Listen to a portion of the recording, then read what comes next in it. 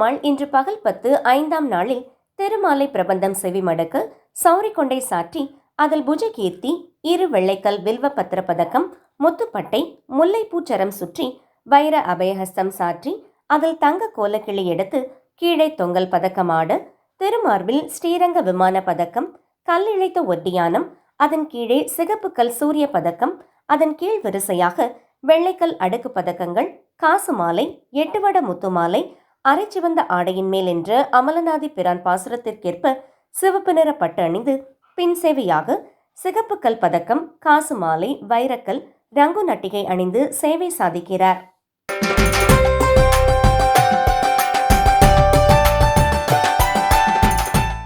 பஞ்சபூத ஸ்தலங்களில் அக்னி ஸ்தலமாகவும் நினைத்தாலை முக்தி அளிக்கும் திருத்தலமாக விளங்கும் திருவண்ணாமலை அண்ணாமலையார் கோவிலின் திருக்கார்த்திகை தீப திருவிழா கடந்த மாதம் 24 கொடியேற்றத்துடன் தொடங்கி 10 நாட்கள் வெகு விமர்சையாக நடைபெற்றது.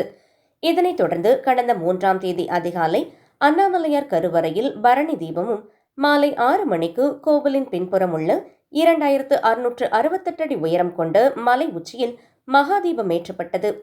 குறிப்பாக திருக்கார்த்திகை தீப திருவிழாவின் போது தமிழகத்தின் பல்வேறு மாவட்டங்களில் இருந்தும், ஆந்திரா, தெலுங்கானா, கர்நாடகா உள்ளிட்ட பல்வேறு வெளி மாநிலங்களிலிருந்தும் லட்சக்கணக்கான பக்தர்கள் திருவண்ணாமலைக்கு வருகை புரிந்து அண்ணாமலையார் கோவிலில் சுவாமி தரிசனம் செய்து 14 கிலோமீட்டர் கிரிவலம் மேற்கொண்டனர். பக்தர்கள் காணிக்கை செலுத்தும் வகையில் கோவில் வளாகம் மற்றும் கிரிவல பாதையில் உள்ள அஷ்டலிங்கத்தில் அண்ணாமலையார் கோவில் நிர்வாகம் சார்பில் உண்டியல் வைக்கப்பட்டது.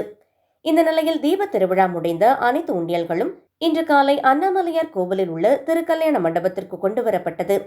இதனைத் தொடர்ந்து காலை முதலே கோவில் ஊழியர்கள் மற்றும் தன்னார்வலர்கள் உண்டியல் காணிக்கை எண்ணும் பணியில் ஈடுபட்டனர். திருக்கார்த்திகை தீப உண்டியல் வருவாய் 6,48,148,154 ரூபாய், தங்கம் 235 கிராம் மற்றும் வெள்ளி 2 கிலோ 270 கிராம் என பக்தர்கள் காணிக்கை செலுத்தியுள்ளது குறிப்பிடத்தக்கது.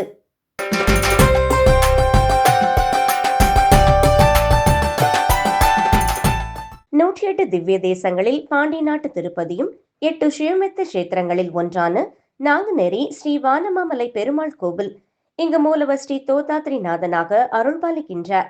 உற்சவர் ஸ்ரீ கோதா ஸ்ரீ வரமங்கா சமேத தெய்வநாயக பெருமாள். இத்திருக்கோவிலில் சுவாமி நம்மாழ்வார் சன்னதி தனியாக கிடையாது. மாறாக பெருமாள் திருப்பாதமாக சடாரியில் சேவை சாதிக்கின்றார்.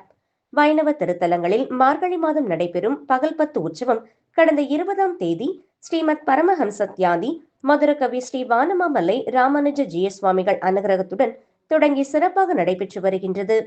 இவ்விழாவின் 4ஆம் திருநாளான நேற்று மாலை பகல் 10 மண்டபம் மலர் பந்தலால் அலங்கரிக்கப்பட்டிருந்தது.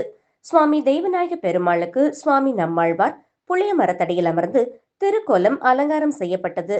உடன் ராமானுஜர், நாதமுனிகள் மற்றும் திருப்பாணாழ்வார் ஆகியோர் பெருமாளை பாடும்படி சிறப்பு அலங்காரம் செய்திருந்தனர். தாயார் மற்றும் ஆண்டாள் விசேஷ அலங்காரத்துடன் காட்சி தந்தருளினார். உடன் ஆழ்வார் ஆதியாக்கள் எழுந்தருளியிருந்தனர். ஜிஎஸ் சுவாமிகள் எழுந்தருளியதும் முதல் ஆயிரத்தில் வருகின்ற சுவாமி மதுரகவி ஆழ்வாரால் இயற்றப்பட்டு கண்ணினுள் சிறுதாம்பு ஜிஎஸ் சுவாமிகள் மற்றும் பிரபந்த கோஷ்டியினரால் பாடப்பட்டது. ஜிஎஸ் சுவாமிகளுக்கு தீர்த்தம் சடாரி மரியாதை செய்யப்பட்டதை தொடர்ந்து பக்தர்களுக்கும் தீர்த்தம் சடாரி மரியாதை செய்யப்பட்டு பிரசாதங்கள் வழங்கப்பட்டது. அதனைத் தொடர்ந்து 2வது திருக்கோலமாக பல்லக்கில் கன்று கொண்டு விழா மீது எரிந்தும் வீழ்த்தும் திருக்கோலத்தில் சுவாமி தாயார் புறப்பாடு நடைபெற்றது. ஏராளமான பக்தர்கள் பகல் 10 திருநாளில் கலந்து கொண்டு சுவாமி தரிசனம் செய்தனர். ஏற்பாடுகளை வானமாமலை மடத்தினர் செய்திருந்தனர்.